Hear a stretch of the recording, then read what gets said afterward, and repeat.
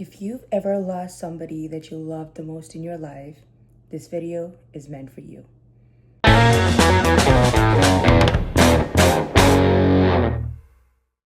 Welcome to the Suki Effect, and today we're going to talk about something very deep and personal to me and to people that probably has faced this before as well, and that is we are going to talk about grief.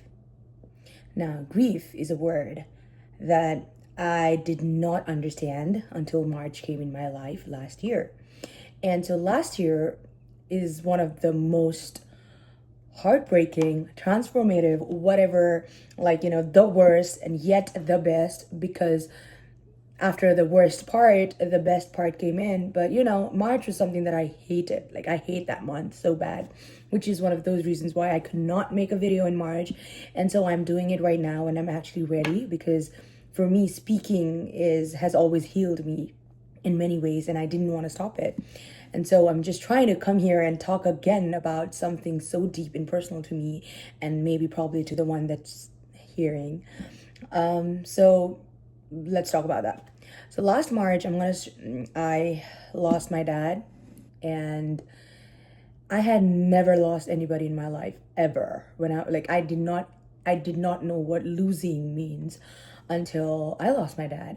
And with my loss of dad, I've also lost people, relationships, and friendships and stuff like that. But the grief that came with losing my dad was so bad, and I just cannot explain that feeling. But I just want to try my best to explain what I felt, so that whoever gets to listen to this can connect me and feel like you're not alone, because I did feel like I was alone. And so I just don't want anybody to feel that when it comes to grief. So one thing that nobody tells you about grief is that it does not come like all at once. It comes in flashbacks, and when you finally start to feel okay again, that's when it hits right back. In my previous videos, I've tried to explain what kind of personality I am in general. I've always been someone who's very strong, and I mean, I don't like to, it's just who I am in general. But I left home, stepped out of my comfort zone, and then started building a life for myself, which I always wanted to do. And I feel like a lot of us has been doing that in this generation. I had dreams, I still do, like everybody else. But grief, it does not care how strong you are, because it finds you in the very smallest moments, I feel like in a song, in a memory. And me being someone who's very close to their parents, like I would share them everything. So with my dad, I had a very, very personal relationship. Like, I would joke with him, I would have like the best time of my life. We used to talk. I used to argue all the time as well, but that's a part of a father and daughter relationship. And I feel like when you don't get to talk to the person that you love the most every day, a lot of things change. And the sudden urge to call him and realizing you can't is something that has always hit me. And I don't know, maybe I'll never heal from that certain perspective. And yeah, I think being a close daughter to your dad, and then not being there when he was actually living his last breath, those things are something that I cannot even express, because not everybody gets it. And I understand why, because you've not been through that, and it's completely okay. But sometimes when nobody gets you and nobody knows where you come from, it's very hard to deal with the emotions that I dealt with. So whoever will ever deal with it, or whoever has dealt with it, if you ever look into this video, I feel like you are not alone, okay?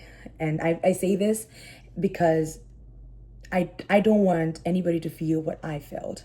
When I talk about grief, the hardest part about grief is that it's just not missing somebody or missing an emotion. It's adjusting for the reality you never asked for. I did not ask for this, but I got it in the most randomest and in the most shocking way possible. And for a long time, I thought being strong meant not letting it affect me, or being strong means like just ignoring the emotions, or also in a household, like in the society that we live in, people don't really recognize the loss until you started crying it, or you start to talk about it all the time. Me as a person, I'm not like that. I just don't do that easily in front of everybody. And I do have a selective people, and when those selective people leave you again, when you're in the worst days of your life, and you realize that it is absolutely the most heartbreaking thing, because grief, when you're in grief, nobody's going to be there for you. And that is what it breaks you for, and also what it makes you for. So I'm sorry to say that out loud to you, but I'm just trying to be here for real. And so yeah, for a long time I think being strong meant not letting it affect it to me, but eventually I've learned that real strength is feeling it. And so I feel it, and I still choose to move it forward with, because if I don't, then who will? And I just don't want to be like, I wish I'd done that. I just don't want to regret things in my life. So it's just so normal. Like it's just waking up on hard days and still choosing and showing up in your life. Like even if I feel the worst in my life, tomorrow I wake up and I dress, and I do, like, I look good in front of the world, and not for the world, honestly. That's for me, because it builds up my confidence, and I just go there and do it. And when you do it, you just feel a little bit of accomplishment, and which it is not little, it's huge. Because imagine you not being able to wake up from this bed and then doing that everything and coming back and then be like, you did it. It's just a normal thing, but it's so huge when you're dealing with grief, because grief does not mean your life stops, or it means your life changes, but it does mean your life's gonna change.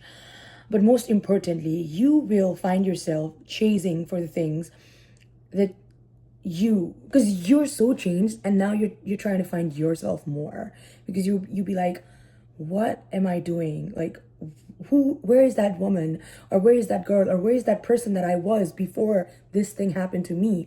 And so when you chase that version of yourself, which also died with the person that you loved, because I can never be a daughter, I can never be a father's daughter now. I was, but I can never be the Sukriti that I am with my dad, because he's not there anymore.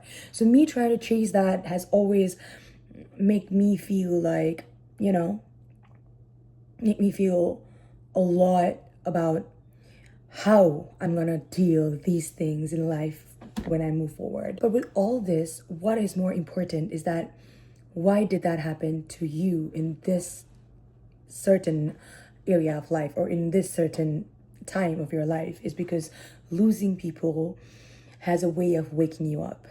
It teaches you time is limited.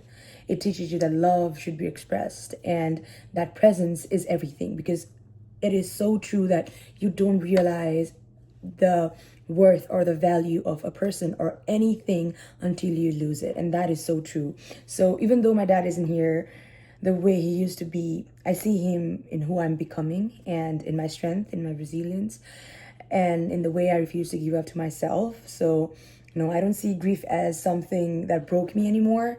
I see it's something that has refined me. So on this March, I went to Texas for his death anniversary, because there was a temple, and I really wanted to do something from my side, even though the annual ritual, which is called Barakanta, was done in my home. I still wanted to be a part of it. And being a woman in this society, they don't let you do a lot of things, and which I hated, but I did not care, because I know who I am as a person. And so I just did it for my dad, and I know that if he was watching over me, he did smile back to me. And it was a wonderful experience. I did go, so March was like really, really rough to me, but I did find something good in it as well. So overall, I feel like becoming someone who can carry pain without letting it define them is who I have become. But I mean, I think that's the beauty of it, being happy and being sad, and just partaking your side of life in both of the things is what I've been doing recently. And I think, like, that's all you can do. So if you're grieving right now, take your time, feel everything. Just sit with it, feel it, because you really don't have an option.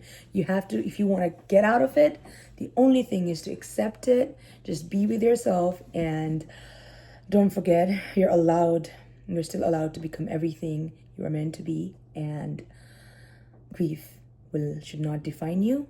But if you still feel alone, reach out to your loved ones.